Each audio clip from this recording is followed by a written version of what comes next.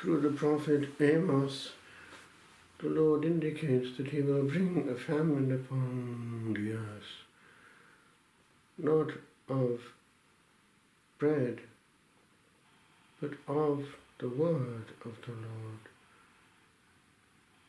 There is a hunger and thirst out there for good teaching and preaching.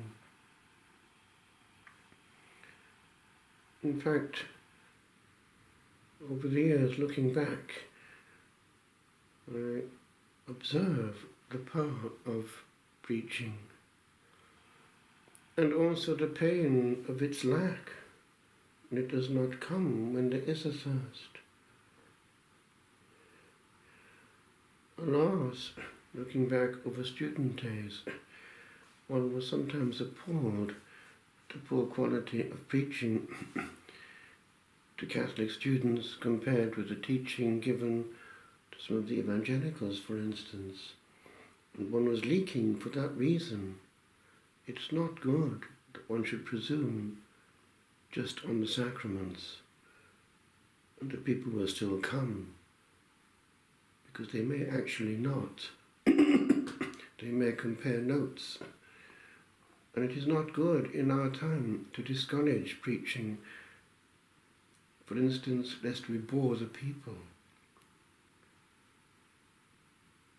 It's just admitting defeat and yielding to what just the enemy wants. For he has his own pulpit, and we know where it is to be found. I remember way back in school days, whereas in the Benedictine church where I belonged, it was a very good parish. There were 6 or 7 monks there who would preach very well. When it came to another celebration I was involved with for linguistic reasons, there was either not a sermon at all, or it was what it was, and unfortunately, on the way back, I would feel so frustrated that I would go into a local High Anglican church near our home for Vespers, because there was a good sermon.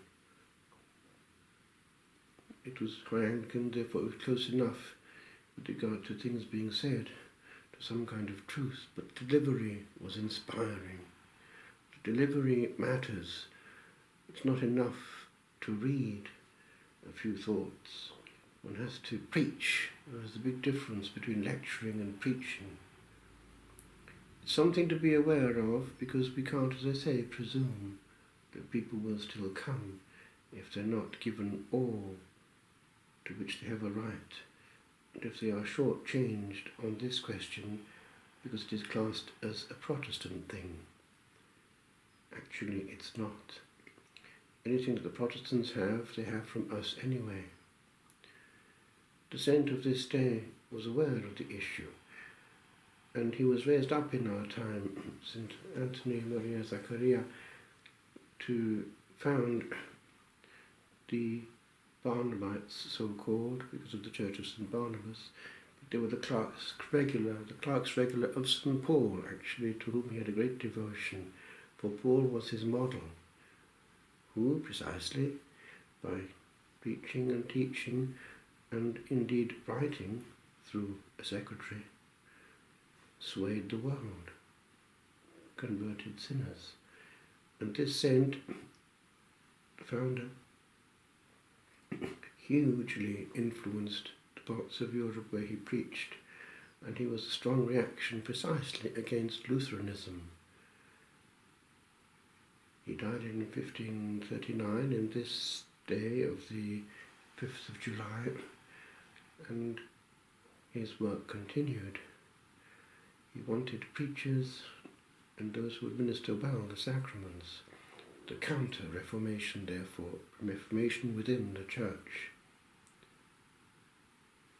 Other saints were raised up at the same time by the Holy Spirit, and the Church was able to withstand. But we must reclaim this element of preaching for which so many great pulpits were erected in Europe. The very fact of dismantling so many pulpits in our time is also an indication that we have played down the centrality of the Word in our preaching and teaching and even our worship. Until the changes after the Second Vatican Council, there used to be the complementarity in our liturgical life, even for the people. There was the evening service. It took the form of rosary, sermon and benediction in many places. In France it took the form of Vespers. But it was the desire of the Council Fathers that something of the liturgy should come into the life of the people. That is, Vespers and the like should be celebrated by the people. It didn't always take off, but there's a possibility there, because the reduction to the minimum of only the Eucharist itself is an indication that we are losing again, compared with our Protestant brethren who have the evening service with a big sermon.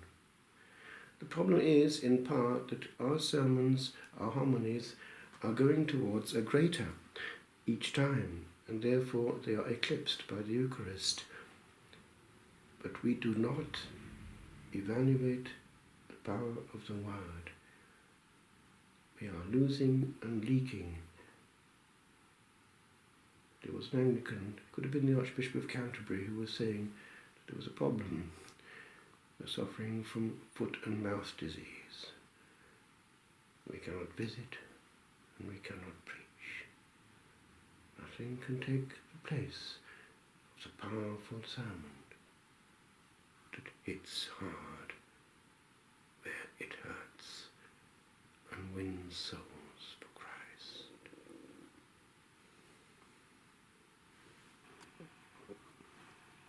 Jesus, remember me when you come into your kingdom.